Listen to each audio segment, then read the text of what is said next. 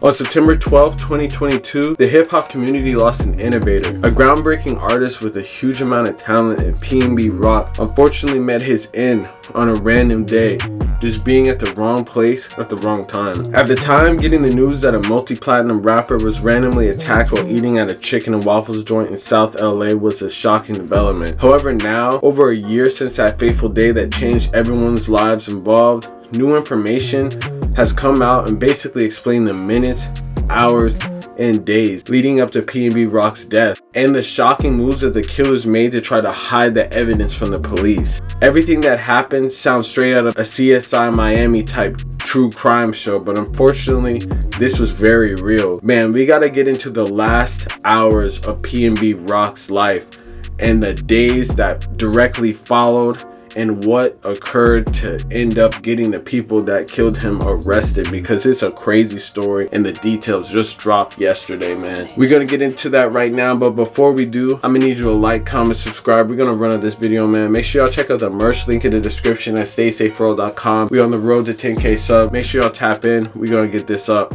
Let's get it.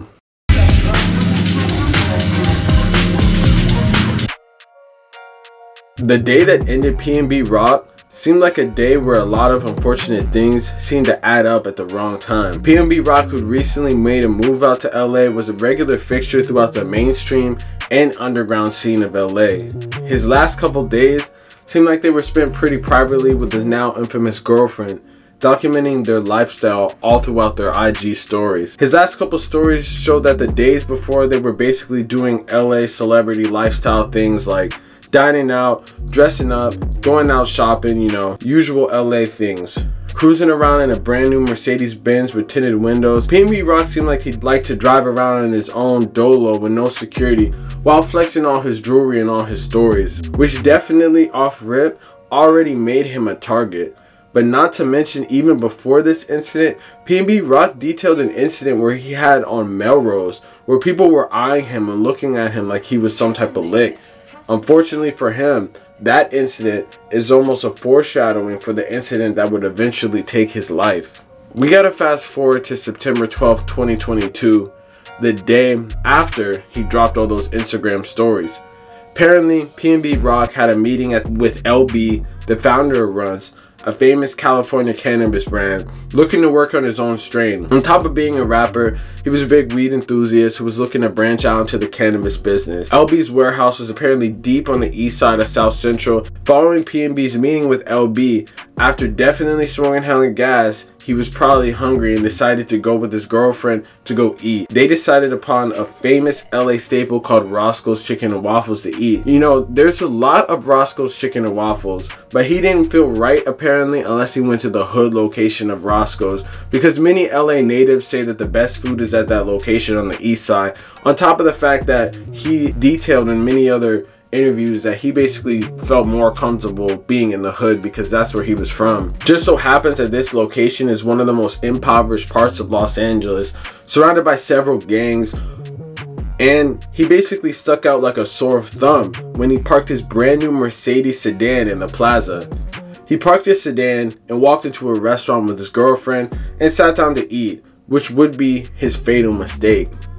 Because many LA natives know this infamous location, it is really advised that when you get your food here, you should go and wait in your car rather than stay and sit in the restaurant, especially if you're a high-profile celebrity with your jewelry on.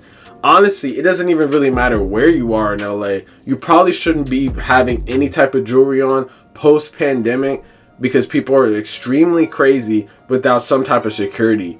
Even then, you might still get hit up with security. Nevertheless, at this point, a man in a red shirt sees PNB Rock enter the restaurant and immediately gives a call to his friend, Freddie Lee Trone. This man, who is now identified as Tremaine Jones, noticed that PNB Rock was wearing hundreds of thousands of dollars of jewelry.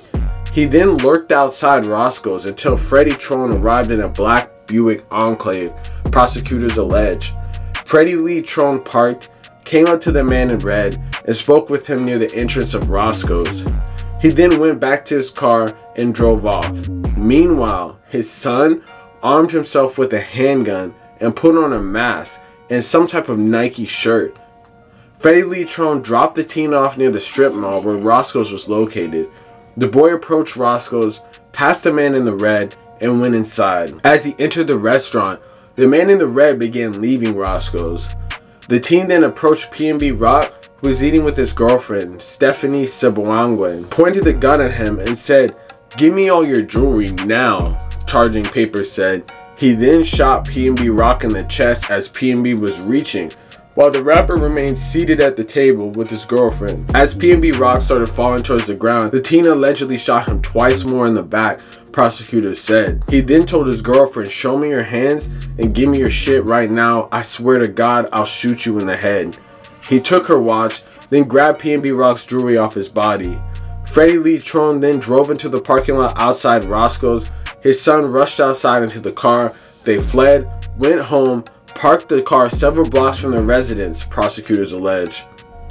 In the last couple days though, more evidence has come out about the direct aftermath of the situation and how these crashed out criminals got caught. So we probably got to get into what happened next, because you're not going to believe the stupid mistakes that they made just days later that got them caught up in this situation, a mere hours after committing this crazy crime, man.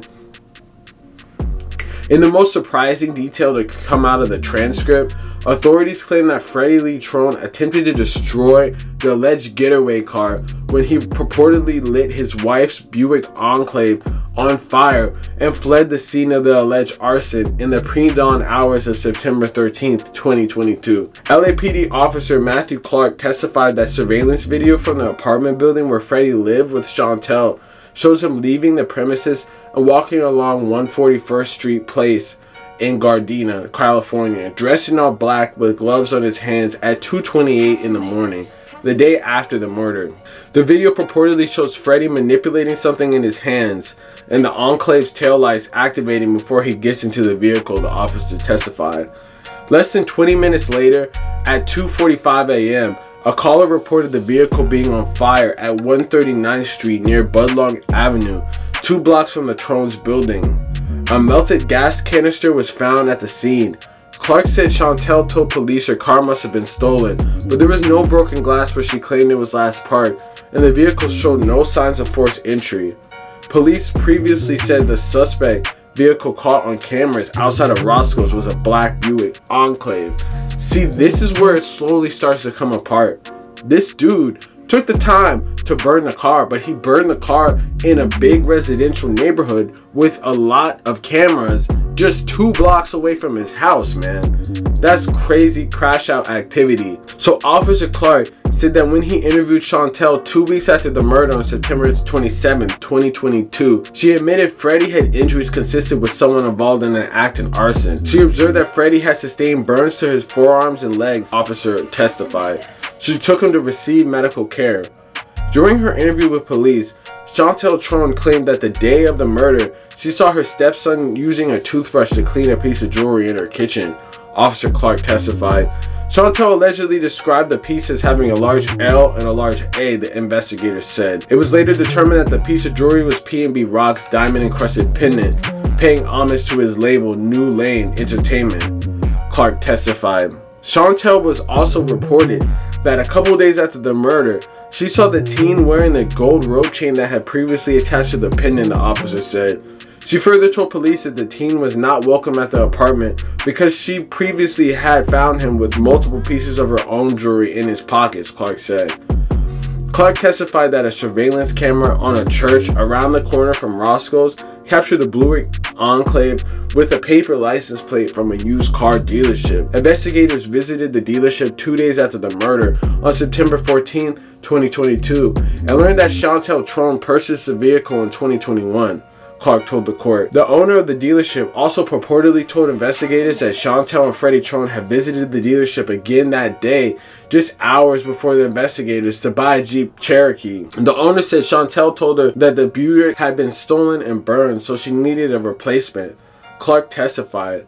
When cops knocked on Trone's door the morning of September 13, 2022, to report Chantel's vehicle had been set on fire less than a quarter mile away, Freddie told her to conceal the fact he was home. When she received a notification at the door from Gardena PD, she advised Freddie of the fact that the police were there. Freddie apparently told her not to advise that he was there. Officer Clark testifies, citing Chantel's statement to police.